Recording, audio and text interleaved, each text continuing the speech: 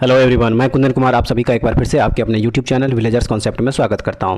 Friends, आज का जो वीडियो है वो एडुटेरिया प्रकाशन की तरफ से जो बिहार प्राथमिक शिक्षक कक्षा 1 से लेकर 5 तक के लिए जो न्यू वैकेंसी आया हुआ है उसका मॉडल सेट जो निकाला गया है, जिसमें कि टोटल 15 मॉडल सेट है। आज हम लोग उसका चौथा मॉडल सेट लेके आए हैं।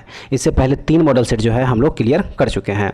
अगर आप लोग उस तीनों का वीडियो नहीं देखे हैं तो इस वीडियो के डिस्क्रिप्शन में उसका लिंक दिया हुआ है, वहाँ से जाके आप लोग देख सकते हैं, या फिर हमारे चैनल की जो प्लेलिस्ट है वहाँ से भी जाके आप लोग उसको देख सकते हैं। अगर उसका पीडीएफ चाहिए तो हमारे टेलीग्राम चैनल विलेजर्स कॉन्सेप्ट को ज्वाइन कीजिए और वहाँ से पीडीएफ डाउनलोड करके देख सकते हैं। तो चलिए फिर शुरू करते हैं आज का मॉडल सेट नंबर 4। लेकिन उससे पहले आप लोग हमारे चैनल पर नए हैं तो इस चैनल को एक बार सब्सक्राइब जरूर कर लीजिएगा, और वीडियो अच्छी लगे तो एक लाइक ज़रूर कीजिएगा, और कमेंट्स करके ज़रूर बताइएगा कि आप लोगों को ये वीडियो कैसा लगा। तो चलिए फिर शुरू करते हैं मॉडल सेट 4 और देखते हैं उसका पहला क्वेश्चन। तो उसका जो पहला क्वेश्चन है वो है कि व्यायाम मंडल की स्थापना 1896 ईस्वी में पुणे में किसके द्वारा की गई थी। तो इसका जो सही आंसर है वो है option number A, Damodar Hari Chapekar. Damodar Hari Chapekar के द्वारा जो है व्यायाम मंडल की स्थापना 1896 ईस्वी में पुणे में की गई थी। उसके बाद जो नेक्स्ट क्वेश्चन है वो है कि बिहार विद्यापीठ की स्थापना कब हुई थी। तो इसका जो सही आंसर है वो है 6 फरवरी 1921। बिहार विद्यापीठ की स्थापना जो है 6 फरवरी 1921 ईस्वी को की गई थी।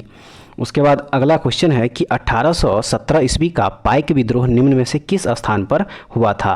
तो ये हुआ था ओडिशा में। कहाँ हुआ था? ओडिशा में हुआ था 1817 ईस्वी का पाइक विद्रोह। ऑप्शन नंबर सी इस क्वेश्चन का सही आंसर हो जाएगा। नेक्स्ट है 4 नंबर कि निम्नलिखित में से किसने 1875 ईस्वी में कलकत्ता में इंडियन लीग की स्थापना की थी। तो सही आंसर है शिशिर कुमार घोष के द्वारा जो है 1875 ईस्वी में कलकत्ता में इंडियन लीग की स्थापना की गई थी। ऑप्शन नंबर बी जो है इस क्वेश्चन का सही आंसर है। नेक्स्ट क्वेश्चन है 5 नंबर कि किस मुगल बादशाह ने इजारा प्रणाली की शुरुआत की थी। तो सही आंसर है जहांदार शाह। जहांदार शाह के द्वारा जो है इजारा प्रणाली की शुरुआत की गई थी। नेक्स्ट है पुस्तक 1857 निम्नलिखित में से किसके द्वारा लिखी गई है। तो ये लिखी गई है सुरेंद्रनाथ सेन के द्वारा। सुरेंद्रनाथ सेन के द्वारा जो है पुस्तक 1857 लिखी गई है। उसके बाद अब आइए हम लोग अगला क्वेश्चन देखते हैं, क्वेश्चन नंबर 7 कि स्वतंत्रता आंदोलन के दौरान दिल्ली घोषणा पत्र कब जारी किया गया था। तो ये जारी किया गया था 1929 ईस्वी में। कब जारी किया गया था? 1929 ईस्वी में जारी किया गया था। नेक्स्ट है वर्ष 1916 में भारतीय महिला विश्वविद्यालय की स्थापना किसने की थी। तो ये की थी डी के कर्वे के द्वारा। डी के कर्वे के द्वारा जो है 1916 ईस्वी में भारतीय महिला विश्वविद्यालय की स्थापना जो है हुआ था। उसके बाद अगला क्वेश्चन है क्वेश्चन नंबर 9 कि महात्मा गांधी और जवाहरलाल नेहरू की पहली मुलाकात हुई थी कब। तो सही आंसर है लखनऊ सत्र 1916 ईस्वी में। लखनऊ सत्र, लखनऊ अधिवेशन 1916 में जो है महात्मा गांधी और जवाहरलाल नेहरू की जो है पहली मुलाकात हुई थी। नेक्स्ट है कि इंडिया डिवाइडेड पुस्तक किसने लिखी है। तो ये पुस्तक लिखी गई है डॉक्टर राजेंद्र प्रसाद के द्वारा। डॉक्टर राजेंद्र प्रसाद के द्वारा इंडिया डिवाइडेड नामक पुस्तक जो है लिखी गई है। उसके बाद अगला क्वेश्चन देखेंगे हम लोग, क्वेश्चन नंबर 11 कि भारत के लिए पहला संवैधानिक सुधारों पर श्वेत पत्र किसके द्वारा तैयार किया गया था। तो इसका जो सही आंसर हो जाएगा वो हो जाएगा आपका ऑप्शन नंबर डी, यानी कि साइमन कमीशन के द्वारा। साइमन कमीशन के द्वारा। नेक्स्ट है 12 नंबर क्वेश्चन कि सहायक गठबंधन प्रणाली के उपयोग को किसने तैयार और परिपूर्ण किया था। तो ये परिपूर्ण किया था, तैयार और परिपूर्ण किया था लॉर्ड वेलेजली ने। लॉर्ड वेलेजली जो है इस क्वेश्चन का सही आंसर हो जाएगा ऑप्शन नंबर डी। उसके बाद हम लोग देखेंगे अब अगला question, question number 13। Question number 13 में दिया हुआ है कि हंटर कमीशन की रिपोर्ट में किस क्षेत्र पर विशेष बल दिया गया था। तो इसका जो सही आंसर हुआ है प्राथमिक शिक्षा।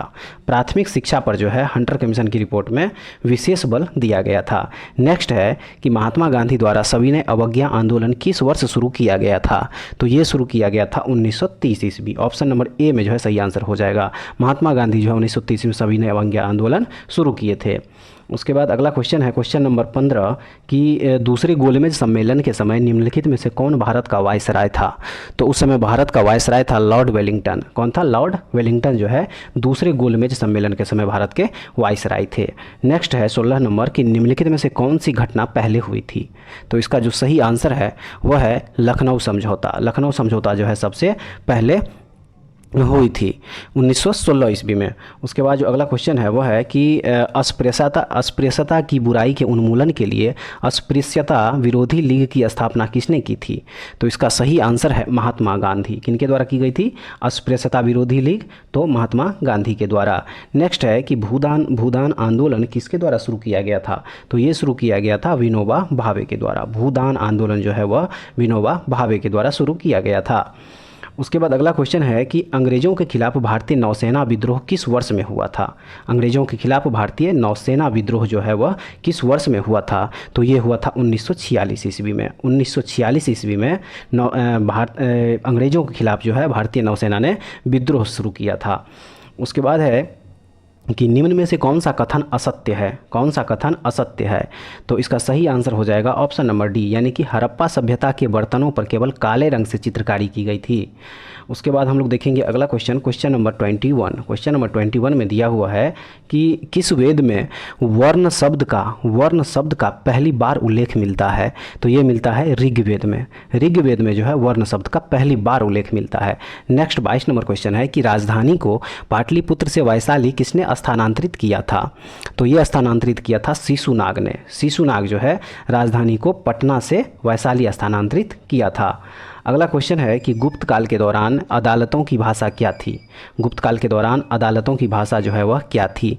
तो उस टाइम अदालतों की भाषा थी संस्कृत। ऑप्शन नंबर ए जो है इस क्वेश्चन का सही आंसर होगा। नेक्स्ट है 24 नंबर कि हर्षवर्धन प्रशासन के बारे में गलत कथन का चयन करें।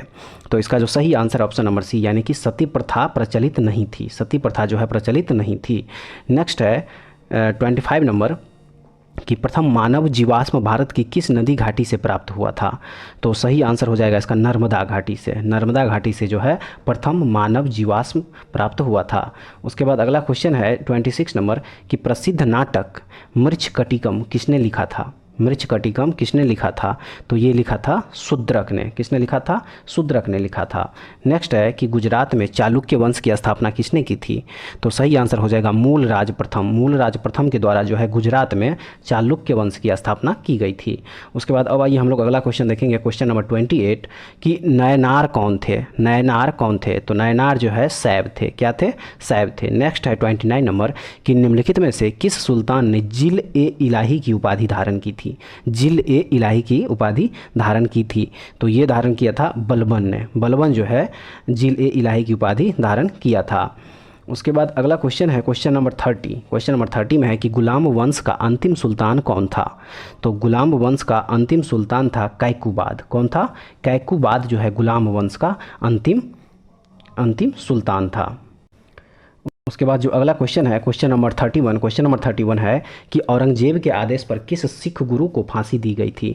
इसका सही आंसर है option number A, Guru Tegh Bahadur. Guru Tegh Bahadur को औरंगजेब के आदेश पर फांसी की सज़ा दी गई थी। उसके बाद अगला क्वेश्चन है 32 नंबर कि निम्नलिखित में से कौन सी घटना सबसे पहले हुई थी? इसका जो सही आंसर है वह है खानवा की लड़ाई। खानवा की लड़ाई जो है इसका सही आंसर हो जाएगा। खानवा की लड़ाई जो है बाबर और राणा सांगा के बीच में लड़ा गया था 1527 ईस्वी में। कब लड़ा गया था? 1527 ईस्वी में लड़ा गया था। उसके बाद हम लोग अगला क्वेश्चन देखेंगे क्वेश्चन नंबर 33। क्वेश्चन नंबर 33 में दिया हुआ है कि दादा साहेब फाल्के अंतर्राष्ट्रीय फिल्म समारोह 2023 में किस फिल्म को फिल्म ऑफ द ईयर चुना गया है? तो वो फिल्म है RRR। वो फिल्म है RRR, यानी RRR जो है इस फिल्म को दादा साहब फाल्के अंतर्राष्ट्रीय फिल्म समारोह 2023 में best film of the year चुना गया। उसके बाद अगला क्वेश्चन हम लोग देखेंगे क्वेश्चन नंबर 34। क्वेश्चन नंबर 34 में है कि किस IIT संस्थान द्वारा समुद्र की लहरों से बिजली बनाने के लिए सिंधुजा नामक ओशियन वेव एनर्जी कन्वर्टर विकसित किया गया है? तो इसका जो सही आंसर वह है IIT मद्रास के द्वारा। IIT मद्रास जो है इसका सही आंसर हो जाएगा। उसके बाद हम लोग देखेंगे अगला क्वेश्चन क्वेश्चन नंबर 35 कि इनमें से कौन सा उपग्रह नासा और इसरो द्वारा संयुक्त रूप से विकसित किया गया है? तो इसका जो सही आंसर हो जाएगा वो हो जाएगा निसार। निसार जो है इसका सही आंसर हो जाएगा। उसके बाद देखेंगे अगला question question number 36। Question number 36 में है कि भारत अंडर 19 महिला क्रिकेट टीम ने फाइनल में किस टीम को हराकर पहला T20 वर्ल्ड कप जीता है? तो ये इंग्लैंड को हरा के जीता है। इंग्लैंड को हरा के भारत अंडर 19 महिला क्रिकेट टीम ने T20 वर्ल्ड कप जीता है। उसके बाद नेक्स्ट क्वेश्चन है 37 नंबर कि निम्न में से किसे वन्यजीव संरक्षण पुरस्कार 2023 दिया गया है। तो ये दिया गया है आलिया मीर को। किसे दिया गया है? आलिया मीर को दिया गया है। नेक्स्ट है 38 नंबर कि फरवरी 2023 में रक्षा क्षेत्र के एशिया के सबसे बड़े एयर शो एरो इंडिया के 14वें संस्करण का आयोजन कहाँ किया गया है। तो ये आयोजन किया गया था बेंगलुरु में, कर्नाटक के बेंगलुरु में जो है इसका आयोजन किया गया था। उसके बाद अगला है कि जनवरी 2023 में चुनाव आयोग ने बिहार के स्टेट आइकॉन किसे नियुक्त किया है। स्टेट आइकॉन किसे नियुक्त किया है? तो ये नियुक्त किया गया है मैथिली ठाकुर को। मैथिली ठाकुर को नियुक्त किया गया है। नेक्स्ट है कि बिहार का चौथा कृषि रोड मैप कब से लागू किया गया। बिहार का चौथा कृषि रोड मैप जो है वह कब से लागू किया गया है। तो ये लागू किया गया है 1 अप्रैल 2023 से। 1 अप्रैल 2023 इस क्वेश्चन का सही आंसर हो जाएगा। उसके बाद अगला क्वेश्चन है 41 नंबर कि फरवरी 2023 में किस देश ने भीषण ऊर्जा संकट के बीच राष्ट्रीय आपदा घोषित किया है। तो ये देश है दक्षिण अफ्रीका। दक्षिण अफ्रीका जो है इस क्वेश्चन का सही आंसर हो जाएगा। उसके बाद अगला क्वेश्चन है क्वेश्चन नंबर 42 कि क्वेश्चन नंबर 42 में दिया हुआ है कि भारत का दूसरा एवं बिहार का पहला वानिकी कॉलेज किस जिला में खोला गया है।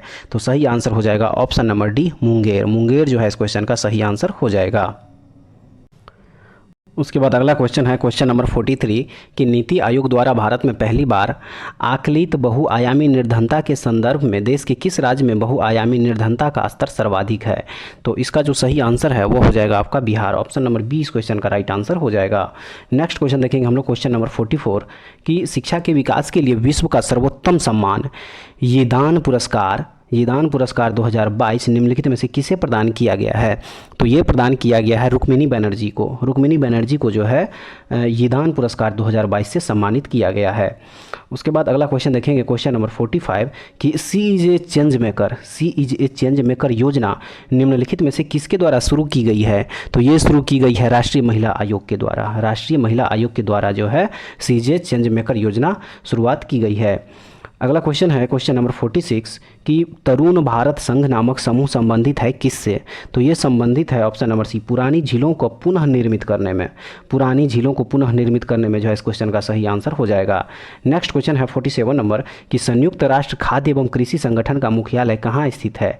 तो इसका जो सही आंसर हो जाएगा वो हो जाएगा इटली। इटली इसका राइट आंसर हो जाएगा। नेक्स्ट है कि उत्तरी ध्रुव पर पहुँचने वाला विश्व का प्रथम व्यक्ति पुरुष कौन थे। तो इसका जो सही आंसर हो जाएगा वो हो जाएगा रॉबर्ट पियरी। रॉबर्ट पियरी जो है उत्तरी ध्रुव पर पहुंचने वाला विश्व का प्रथम व्यक्ति थे। उसके बाद हम लोग देखेंगे अगला क्वेश्चन 49 नंबर कि निम्नलिखित में से किस रंग के प्रकाश का पौधों द्वारा तीव्र अवशोषण होता है।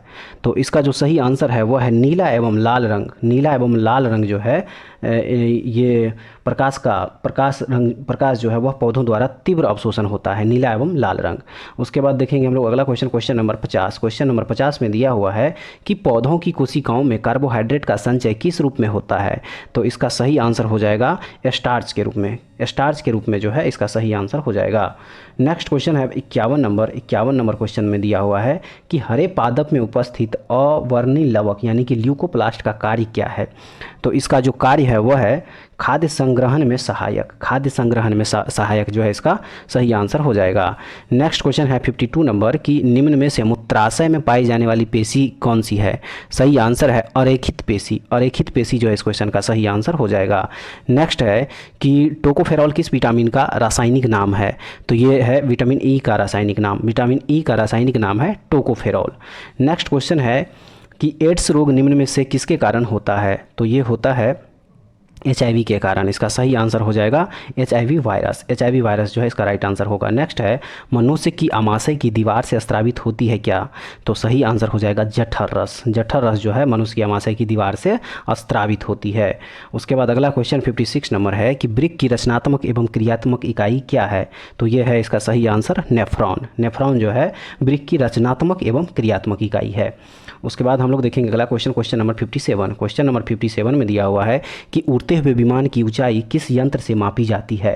तो इसका सही आंसर हो जाएगा अल्टीमीटर। अल्टीमीटर से जो है उड़ते हुए विमान की ऊंचाई मापी जाती है।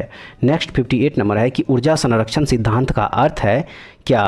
तो सही आंसर हो जाएगा इसका ऑप्शन नंबर डी। ऊर्जा का ना तो सृजन किया जा सकता है, ऊर्जा का ना तो सृजन किया जा सकता है और ना ही विनाश किया जा सकता है। ऑप्शन नंबर डी इस क्वेश्चन का राइट आंसर हो जाएगा। नेक्स्ट क्वेश्चन देखेंगे हम लोग, क्वेश्चन नंबर 59। क्वेश्चन नंबर 59 में है कि डिग्री सेल्सियस तथा फ़ारेनहाइट स्केल के मध्य संबंध को दर्शाया जा सकता है कैसे। तो सही आंसर हो जाएगा ऑप्शन नंबर सी में C/5 बराबर F-32/9। ऑप्शन नंबर सी इस क्वेश्चन का सही आंसर हो जाएगा। नेक्स्ट क्वेश्चन है 60 नंबर कि वायु दाब मापी के पाठ्यांक में अचानक गिरावट निम्नलिखित में से किसका संकेत है। तो इसका सही आंसर हो जाएगा तूफानी मौसम का। तूफानी मौसम का ये संकेत है। वायु दाब मापी के पाठ्यांक में अचानक गिरावट जो है तूफानी मौसम का संकेत होता है।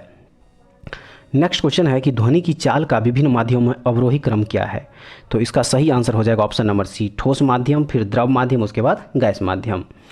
नेक्स्ट क्वेश्चन है 62 नंबर की विद्युत का उत्तम चालक है कौन सा। तो इसका जो सही आंसर है वह है चांदी। चांदी जो है विद्युत का उत्तम चालक होता है। नेक्स्ट है कि सिल्वेनाइट निम्न में से किसका अयस्क है। तो सही आंसर हो जाएगा ऑप्शन नंबर ए, सोना। सिल्वेनाइट जो है सोना का अयस्क है। उसके बाद अगला क्वेश्चन है क्वेश्चन नंबर 64 कि रासायनिक रूप से शुष्क बर्फ क्या होता है। तो रासायनिक रूप से जो शुष्क बर्फ होता है वो होता है ठोस कार्बन डाइऑक्साइड। ठोस कार्बन डाइऑक्साइड को ही शुष्क बर्फ कहा जाता है। उसके बाद हम लोग देखेंगे अगला question, question number 65। Question number 65 में है कि किसी तत्व के परमाणु में अधिकतम कक्षों की संख्या कितनी होती है। तो सही आंसर हो जाएगा ऑप्शन नंबर सी में दिया हुआ 7। अधिकतम कक्षों की संख्या जो है वह 7 हो जाती है। उसके बाद हम लोग देखेंगे अगला question, question number 66। Question number 66 में दिया है कि सभी निष्क्रिय गैसों की संयोजकता कितनी होती है। तो सभी निष्क्रिय गैसों की जो संयोजकता होती है वो हमेशा 0 होती है। नेक्स्ट है मधुमक्खियों एवं चींटियों के डंक में निम्न में से कौन सा अम्ल पाया जाता है। तो ये पाया जाता है फॉर्मिक अम्ल। फॉर्मिक अम्ल जो है मधुमक्खियों एवं चींटियों के डंक में पाया जाता है। अगला क्वेश्चन है 68 नंबर की परम शून्य ताप का मान कितना होता है। परम शून्य ताप का मान जो है वह कितना होता है। तो इसका सही आंसर हो जाएगा -273 डिग्री सेल्सियस। -273 डिग्री सेल्सियस जो है परम शून्य ताप का मान होता है। उसके बाद अगला क्वेश्चन 69 नंबर की मोनाजाइट किस धातु का अयस्क है। तो सही आंसर हो जाएगा थोरियम। थोरियम मोनाजाइट जो है थोरियम का अयस्क है। उसके बाद अगला क्वेश्चन देखेंगे क्वेश्चन नंबर 70 कि निम्न में से रोल्ड गोल्ड का संगठन है क्या। रोल्ड गोल्ड का संगठन क्या है। तो सही आंसर हो जाएगा इसका ऑप्शन नंबर सी में तांबा 90% प्लस एल्यूमिनियम 10%। नेक्स्ट है ब्यूटेन का रासायनिक सूत्र क्या होता है। तो ब्यूटेन का जो रासायनिक सूत्र होता है वो होता है C4H10। C4H10 जो है ब्यूटेन का रासायनिक सूत्र हो जाएगा। अगला क्वेश्चन है 72 नंबर में कि वाक एवं अभिव्यक्ति की स्वतंत्रता के अंतर्गत निम्न में से कौन शामिल है। तो सही आंसर है इसका ऑप्शन नंबर डी में दिया हुआ 1, 2 और 3। यानी कि 1 में प्रेस की स्वतंत्रता, 2 में प्रदर्शन एवं विरोध का अधिकार और 3 में मौन रहने की स्वतंत्रता। जबकि हड़ताल का अधिकार जो है वाक एवं अभिव्यक्ति की स्वतंत्रता के अंतर्गत नहीं है।